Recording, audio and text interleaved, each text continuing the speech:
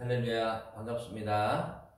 오늘은 출애굽기 4장, 이제 4장 뒷부분을 봅니다. 모세가 이제 하나님의 명령을 따라 애굽으로 출발해 갑니다. 출발해 가다가 이제 아내와 아들들을 데리고 가죠. 아들들은 게르솜, 엘리에셀 이렇게 두 아들입니다.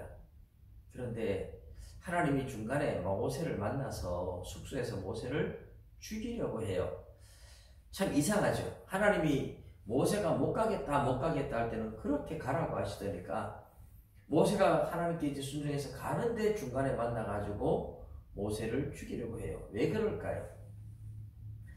그때 이제 할례 때문이다. 그런데 할례가 도대체 무슨 상관이 있을까?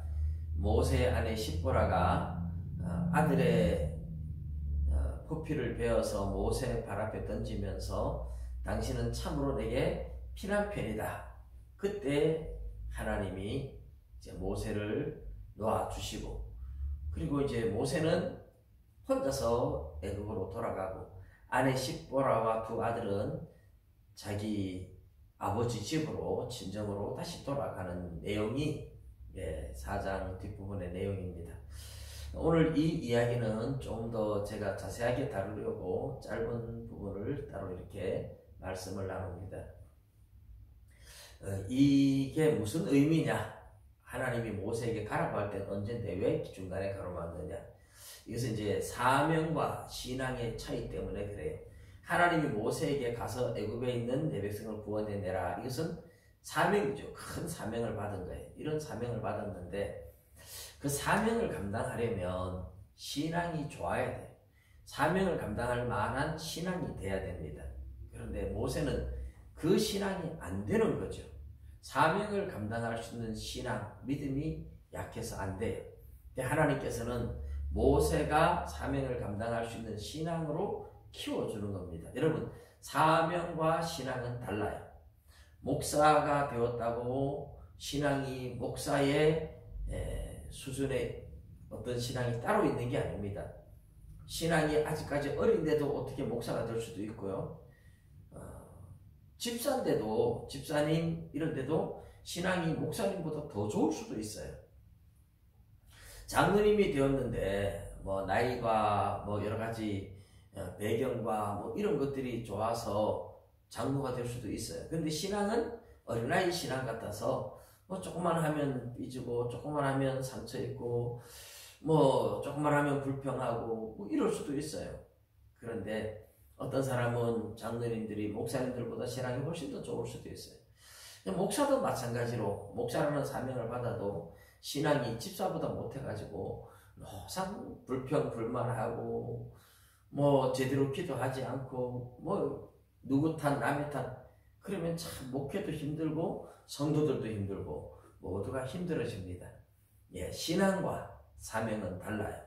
모세가 엄청난 사명을 받았는데 그것을 감당할 신앙이 안 되는 거죠. 하나님은 그 신앙의 결단을 내려라, 이 이야기를 하시고 계신 겁니다. 우리가 왜 그렇게 생각하느냐 하면 모세가 아들들을 데리고 가요.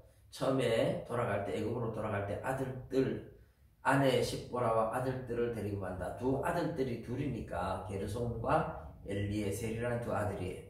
그런데 나중에 포피를 베어서 그 모세의 발 앞에 던질 때 할례를 행하는 아들은 아들의 단수를 써서 한 아들의 포피를 베었다.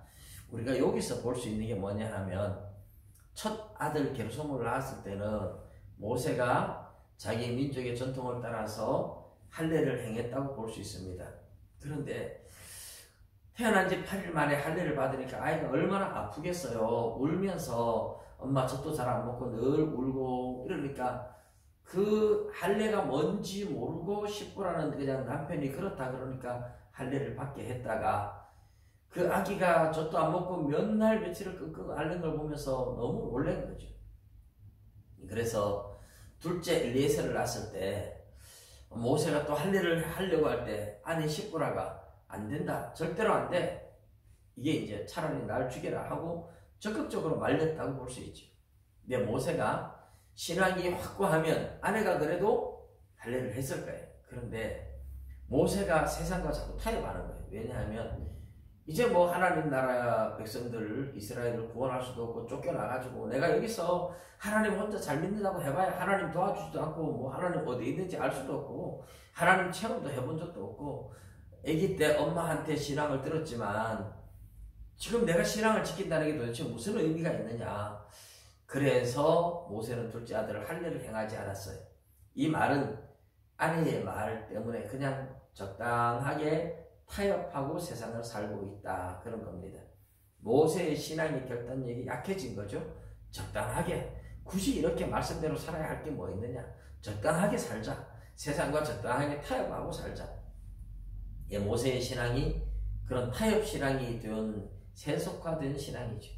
하나님은 그런 신앙을 가지고 가면 너는 애굽에서 이스라엘을 구원할 수 없다. 지금 아내도 자식들도 다 데리고 가서 뭐 하자는 거냐. 엄청난 사명을 가지고 가는데 가서 애굽의 바로왕과 싸워야 되는데 잘못하면 아내와 자식들이 인질로 잡히면 어떻게 할 거냐. 하나님 입장에서 보면 엄청난 사명을 가지고 가는데 아내와 자식들 다 데리고 아내한테 아내가 이래라 저래라 하면 끌려다니고 이렇게 타협하는 신앙 가지고 너는 이 큰 사명을 감당할 수 없다. 아내가 이렇게 하라 저렇게 하라 그러면 끌려다니면 안 된다. 네 신앙의 결단을 내려야지 하고 하나님께서 모세의 신앙의 결단을 요구한 셈입니다. 그래서 모세가 하나님의 사자가 나타나서 모세를 죽이려고 할 때 십보라의 눈에는 하나님의 사자가 보이지 않았겠죠. 그렇지만 모세가 갑자기 막 숨이 끊어질 듯 막 죽어가는데 당신 왜 그래 하고 막 놀랐을 때에 모세가 할례를 빨리 해야지 내가 산다 뭐 이런 얘기를 했겠죠. 그래서 십보라가 할 수 없이 할례를 행하면서 당신은 정말 나에게 피난편이다. 이 말은 불평이죠. 꼭 자식의 할례를 행하게 만드는 피를 보게 만드는 남편 그런 의미로 불평을 하고 있습니다. 예, 십보라가 불평을 해도 남편이 죽는데 어떻게 하겠습니까? 다급하니까 어쩔 수 없이 한 거예요.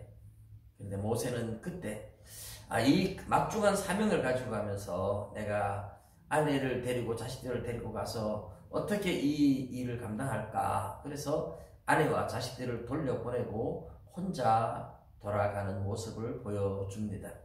여러분 우리가 꼭 기억해야 할 것은 사명과 신앙은 다르다. 신앙과 사명이 똑같지 않습니다. 하나님이 우리 각자에게 주시는 사명은 각자 달라요. 그런데 내가 내 사명을 감당할 만한 신앙은 자라가는 겁니다. 그냥 주어지는 게 아니에요.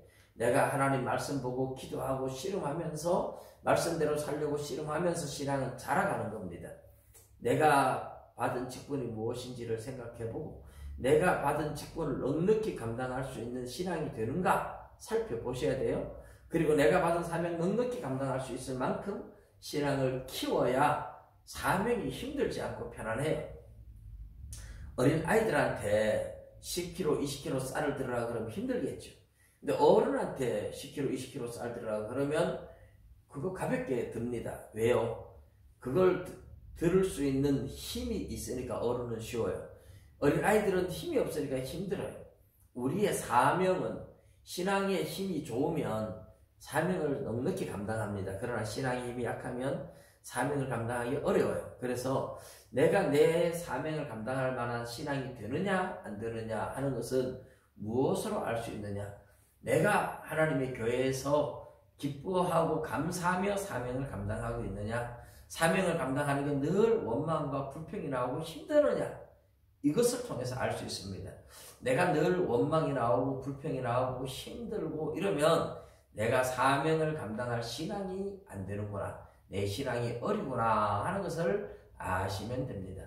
그런데 내 신앙이 사명을 감당할 신앙이 넉넉히 되면요. 사명을 너무너무 즐겁게 감당해요. 감사하며 날마다 기뻐하고 감사하고 찬양하면서 감당할 수 있습니다. 여러분 내 신앙이 사명을 감당할 수 있느냐 없느냐를 스스로 진단하는 방법은 바로 감사가 있느냐 없느냐 하는 겁니다. 여러분의 사명을 기쁨과 감사로 감당할 수 있다면 여러분의 사명을 충분히 감당할 신앙이 된다는 뜻입니다. 그러나 감사가 없이 원망과 불평이 나오면 그 원망과 불평이 사명이 문제가 아니고 교회에서 시키는 게 문제가 아니고 내 신앙이 문제다. 신앙이 내가 너무 어렵구나 하는 것을 아시고 신앙을 감당할 수 있는 자리까지 이룰 수 있도록 여러분 신앙을 쌓아가시기를 주님의 이름으로 부탁드립니다. 감사합니다.